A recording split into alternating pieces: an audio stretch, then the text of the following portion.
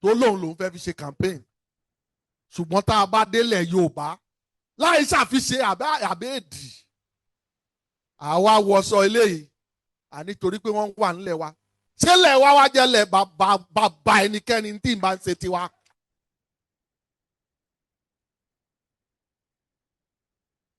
tí mo bá ti sọ lẹ́nu ẹni tó bá ti fẹ́ bínú kó bínú sí mi ẹni bá fẹ́ bínú kó ṣe kí ni o kó bínú.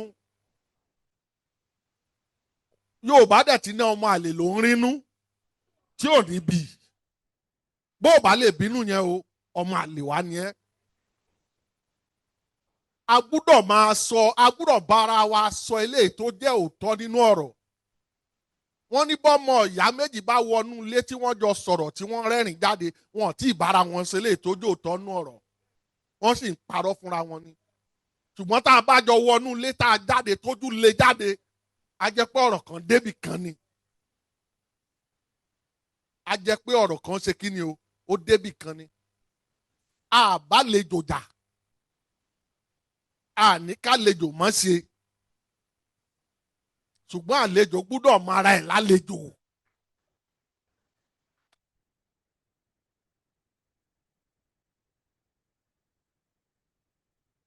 Èyí tá a tún wá ń ṣe tó ń bí mo sọ ọ̀rọ̀ kan lọ́jọ́ kan mo ní ìwọ tó o lọ síta tó o lọ pọkùnrin tó o ní ó wá báyàwó rẹ wí tó o ní ó wá bẹ́ẹ̀ bọ́mọ rẹ wí ọjọ́ tó bá báyàwó rẹ sùn ìwọ ló fà á ìwọ ló fà á. Ẹnìkan ní ọ̀gbẹ́ni Ṣèyí ṣebí ìwọ gan-an bí ìyàwó rẹ ṣebí ọmọ ìlú Ìgbò ni mo ní àádókò bàbá ẹni kó má làálàá. Ní ilẹ̀ Yorùbá bàbá ọmọ ló lọ́mọ. Ẹ̀jẹ̀ Ìgbò lè wà lára ọmọ tèmi ṣùgbọ́n ọmọ Yorùbá ni wọ́n pọ́nbélé kò sálébù kan. Ìta dẹ̀ fi mara wa nílẹ̀ Yorùbá wà kọ́kọ́ jọmọlúàbí ìwà la fi máa mọ̀ pọ́mọ Yorùbá ni ẹ́. Lẹ́yìn tá a bá wá rí wà yẹn lára ẹ̀ àwa tó wá ríra akíkanjú lára rẹ̀ àwa rí wà ìrẹ̀lẹ̀ lára ìyẹn la máa fi bó o bá ṣe gbé wa la ṣe máa ṣe kí ni o la ṣe máa gbé ẹ. Ẹni bá tẹ́bẹ́lẹ̀ wa àwa náà tẹ́bẹ́lẹ̀ rẹ̀ ẹni bá tọ́jú wa mọ́lẹ̀ bá a bá fọ́ tiẹ̀ kò sí tó burú mbẹ̀. Ìwọ tó gún mi nígi lójú bí n bá gèdí rẹ̀ jẹ tìmítìmí kò sí tó burú mbẹ̀ rárá. Èyí tó dòótọ́ ọ̀rọ̀ ní kẹjá bára wa sọ èdè Yorùbá kó má parun orílẹ̀ Yorùbá kó má dàrú a gbúdọ̀ kọ́kọ́ fira wa ṣe òṣùṣù ọwọ̀. A gbúdọ̀ kọ́kọ́ fira wa ṣe kí ni o òṣùṣù ọwọ̀. Ìtó tún máa ń bí mi nú àwọn òṣèlú yẹ Yorùbá wọn mọ bí wọ́n ṣe ń gbà wọn ọmọ Yorùbá lárugẹ. What you fail to empower cannot come and fight for you. Mò ń bá àwọn òṣèlú ilẹ̀ Yorùbá sọ̀rọ̀ nígbà tí Jonathan tó jẹ́ olórí orílẹ̀-èdè Nàìjíríà mo mọ àwọn tá a jọ wà nínú iṣẹ́ tí mò ń ṣe tó jẹ́ pé ibẹ̀ ni wọ́n ti là. Ìgbà tí Jonathan máa jáde àwọn náà ni wọ́n jáde gbówó ń bẹ lọ́wọ́ wọn náà ṣe jáde. Àwa ń tiwa bá a bá jáde tán fún ọmọ orílẹ̀-èdè wa tán wọ́n bá débẹ̀ wọ́n gbàgbé ibi tán ti wá. Bó bá tún dọjọ́ mi ẹ̀ wá ní kán wá jáde kán wá jà fún yín. Kò lè máa lọ bẹ́ẹ̀ o. Kìdẹ̀ ṣe pé bóyá torí pé ẹnìkan wá láti orílẹ̀-èdè Yorùbá la ṣe sọ pé àwa fẹ́ dìbò fún. Kì í ṣe tó fà á nìyẹn o. Àríṣẹ́ tó ṣe ni. Ṣùgbọ́n bá a bá gbéra wa débì kan a tún máa fara wa lọ́wọ́ ká a bá lè dúró dáadáa ni. Kí wọ́n má bàa bú wa bó bá dẹ̀yìn wá ọ̀la. wọ́n ní gbogbo ohun tó ṣe náà àtẹ̀yìnwá ẹ̀dá báyìí wọ́n á nà ká sí wa. ṣùgbọ́n tá a bá ṣe nǹkan pẹ̀lú èdè Yorùbá á wù wọ́n á dùn mọ́ wọn, gbogbo wọn á fẹ́ wá fara pẹ́. ńgbà tí Máṣòyìnbó bẹ̀rẹ̀ mélòó nù wọn náà gbárùkù tì, ó dọbẹ̀ tán báyìí ó dùn báyìí, gbogbo wa mọ Máṣòyìnbó, wọ́n mọ Máṣòyìnbó báyìí o. ẹlòmíì wo ló ń bẹ̀rẹ̀ nǹkan báyìí tí wọ́n gbárùkù tì, ó ṣe fún mi ló wà ń bì, orí Máṣòyìnbó mo ti rí. ìgbà tí mo máa dé ìpínlẹ̀ Ondo ń gbọ́ sẹ́mi ìwà ẹ̀kan, bá a bá ṣe ń wára wa kàn tá à ń fara wa lọ́wọ́ tá à ń dìde tó ń dá sí, òun ni ká máa fẹ́ fúnra wa, òun la gbúdọ̀ máa fẹ́ fúnra wa. à ń sọ̀rọ̀ Yorùbá ní 200 ọdún sí èní, òun là ń sọ̀rọ̀ ẹ̀. ẹlòmíì á wò pé Yorùbá ò lè parun, yọ parun bá àbá gbárùkù tì. èdè Gẹ̀ẹ́sì tá à ń sọ lénìí bíi igba ọdún mẹ́ta sẹ́yìn òun lèdè Gẹ̀ẹ́sì tó jáde. àwọn Latin tí wọ́n ń sọ ń gbà yẹn òun dà báyìí. èèyàn mélòó ni ó kàn dúró níwájú yín tó lóun fẹ́ wá sọ Latin? àwa wá rò pé bóyá wọ́n ní Mr. Latin nìkan ló ń sọ báyìí. èèyàn mélòó ló fẹ́ wá dúró síwájú yín tó fẹ́ sọ Latin tẹ́ ẹ fẹ́ gbọ́? bọ́n bá sọ Latin báyìí lójú yín bẹ́ẹ̀ bá Google ẹ̀ mọ̀ tán ẹ̀ mọ̀ túmọ̀ ẹ̀. ìwọ̀nba tá a mọ̀ nínú ẹ̀ kò ju ceteris paribus lọ. non-civic said alice ìyẹn skul mọ́tò tèmi ni. a máa pariwo Victoria Asata. èdè Latin tó jẹ́ pé èdè àwọn kan gbà kan ni. èdè ogun ló kùn nú ẹ̀ báyìí. Victoria Asata. àwọn tó tiẹ̀ ń sọ kìí ṣèdè wọn. bá a bá fẹ́ kéde Yorùbá parun, bá a bá ṣe ń sọ là á máa hùwà sí, là á máa fi ṣe oríṣiríṣi nǹkan. ẹ̀yin náà ẹ wo àwọn àwòrán tó ń jáde láìpẹ́ yìí, àwọn fíìmù tá à ń ṣe, sinimá tó ń jáde báyìí, bẹ́ẹ̀ bá rí ẹ̀ rí i pé bá a ṣe padà sí bó ti wà tẹ́lẹ̀, ẹ̀ rí i pé èdè Yorùbá, eré ìtàgé Yorùbá báyìí ó ti tún lágbára sí. gbogbo èèyàn báyìí fẹ́ ya sinimá Yorùbá, ṣùgbọ́n bọ́n bá ṣe ń yà náà, ẹ jọ̀ọ́ gbogbo àwọn tó ń yà tí wọ́n ń ṣe, ẹ jẹ́ á máa jẹ́ kí ìtàn wa kó máa jẹ́ ìtàn bí ìtàn ṣe jẹ́. káwọn ọmọ wa má lọ wò mí kan wá sọ pé ṣé bí wọ́n ṣe ń ṣe nílẹ̀ Yorùbá nìyẹn. ẹ jẹ́ èyí tó jẹ́ òótọ́ ọbẹ̀ ẹ jẹ́ á mọ̀ ọ́, èyí tí ò ṣe òótọ́ ọbẹ̀ ẹ jẹ́ á tún sọ pé this is partly fiction, so that kó lè níwọ̀n, kó níwọ̀n, ká lè mélé tó jẹ́ òótọ́ àti lè tí ò ń ṣe òótọ́, kó níwọ̀n, kó níwọ̀n. ọba ilẹ̀ Yorùbá kan kò lè lọ fẹ́ ọmọ ìlú kan wá sọ pé wọ́n ní ọba fẹ́ sílẹ̀kùn méje, ó fẹ́ kanlẹ̀kùn méje, wọ́n wá sọ pé ọmọ ìlú kan bínú, kò sí yẹn ń bẹ̀.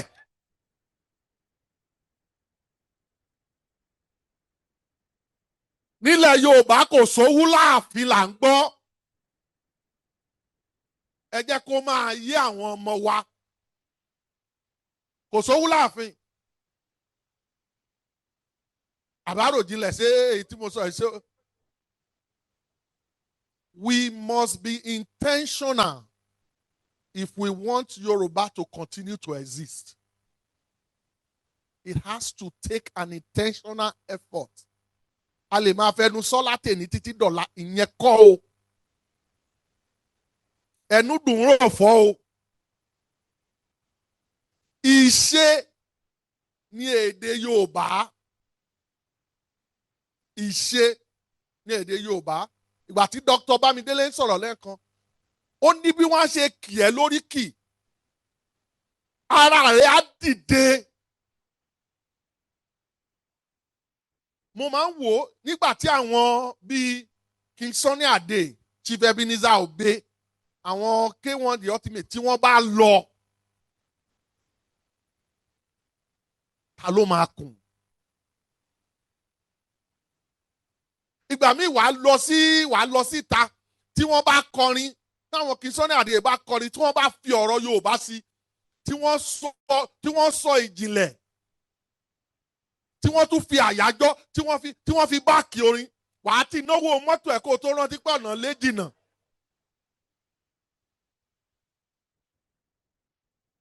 For me as a person, when I joined the comedy business, there was a place I had to make a distinction for myself. Because for every time I come to a comedy event, everybody for warrior, those were the lingua. For warrior. And I was trying to flow in that direction too. But then I remember that the person that gave me interest in comedy, my primary 3 social study teacher, used to crack jokes about Benga Adeboye.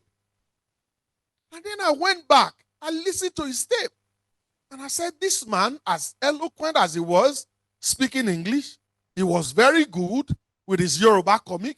He was also very good with music. You know, he has different parts in himself. And I decided, what is stopping you from infusing Yoruba to your comedy? That was what I said. What is stopping me? I lived in Ebutemeta, very close to the main road. Our house is just by the main road leading to the Third Mainland Bridge. And I know sometimes when the Danfo driver and all those stuff, there are rancors on the, and I see funny things. I said, what is stopping me from infusing all this?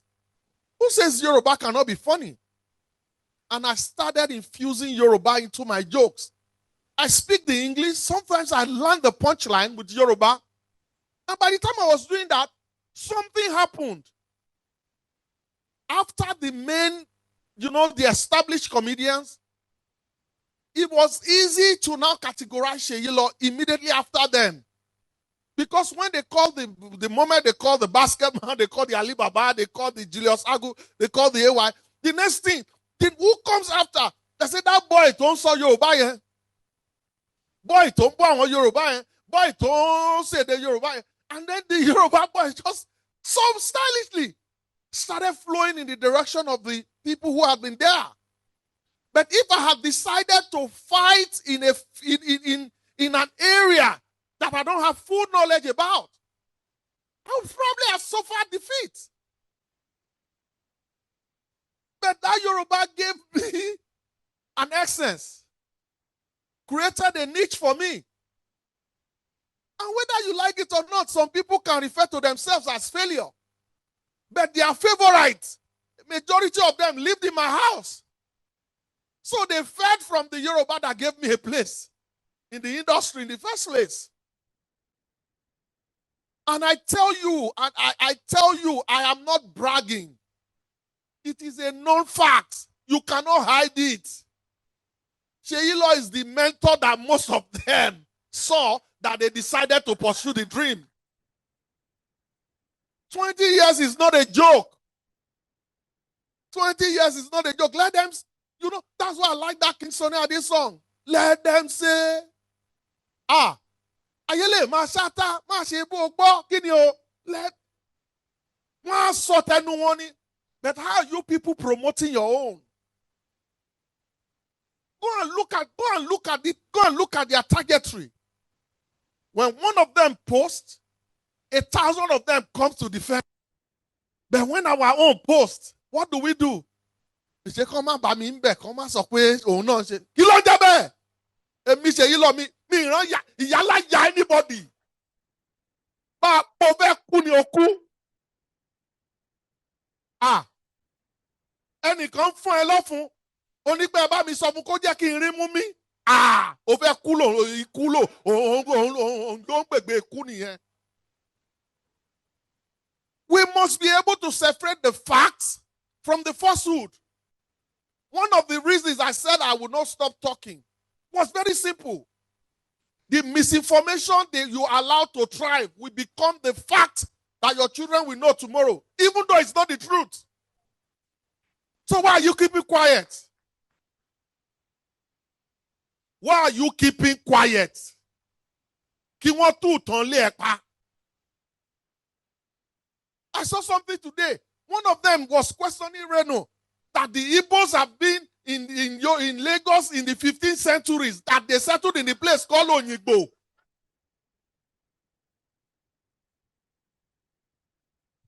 Mo lóyìnbó tí mo fi ẹsẹ̀ àìmọye ìgbà tí mo fi ẹsẹ̀ palẹ̀ lóyìnbó. Òyìnbó táwọn làjẹ tó jẹ́ pé àwọn ló wà ní etí òkun yẹn.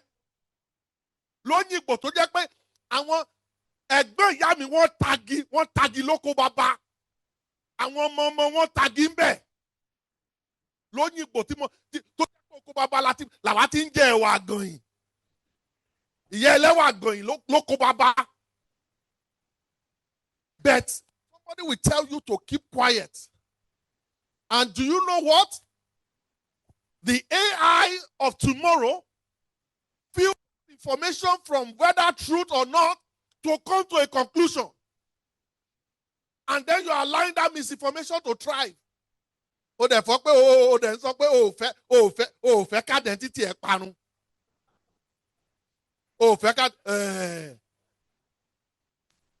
We must know what we are doing.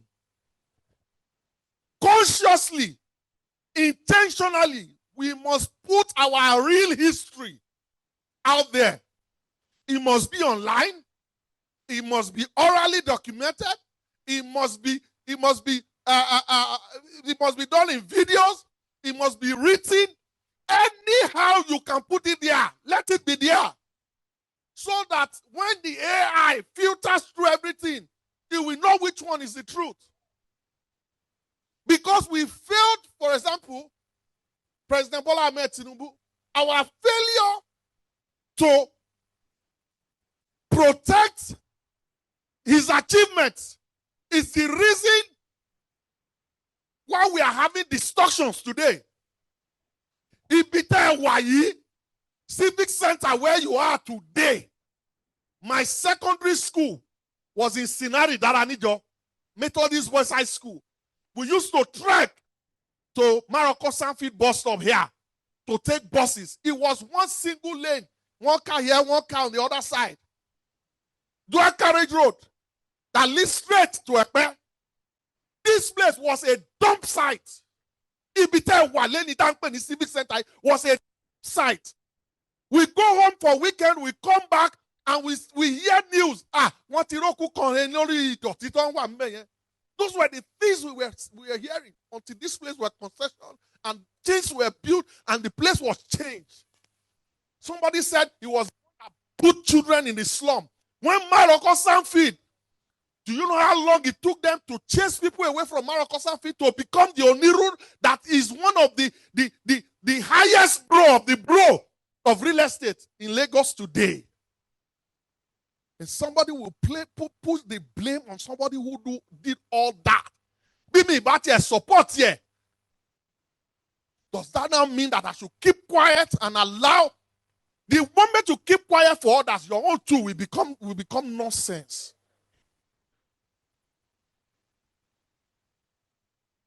So if we want Yoruba, see, it has come to a time in Yoruba land that we must, as a matter of fact, àtàwọn bá wá o, even if it's misbehaving, we must know when to pay respect so that our traditional institutions are not rubbish.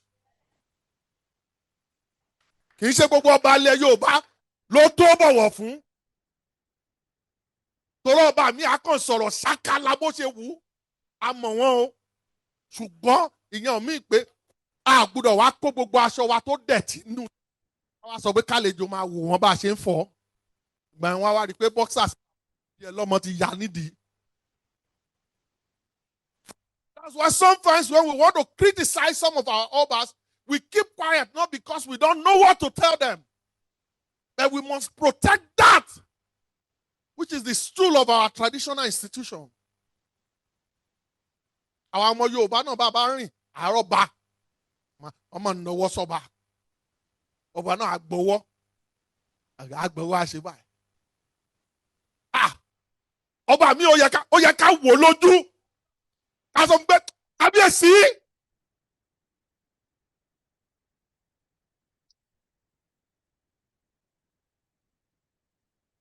Ó tọrọ bàbá ìsọkúsọ ni.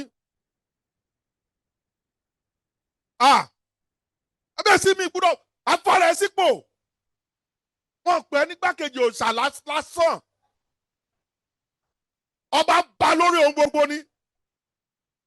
Ọba dé face cap wọnú club kílẹ̀ páká. Ọba fẹ́ jayé nú àfin.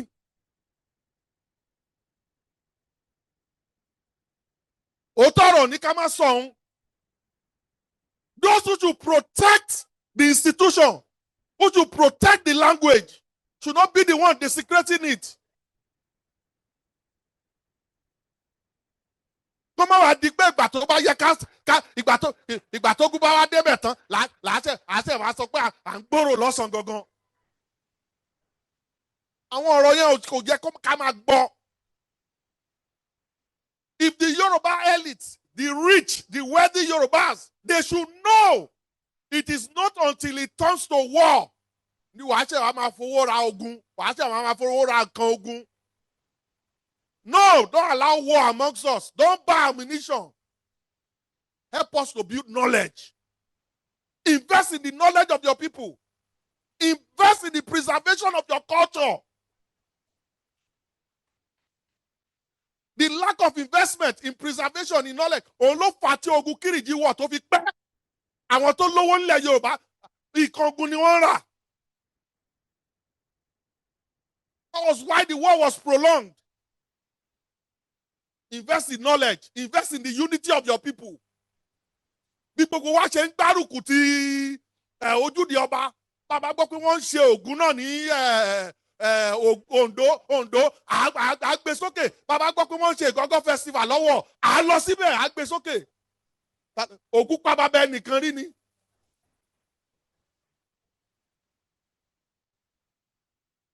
Tẹni o, tàkísà ń tàtàn.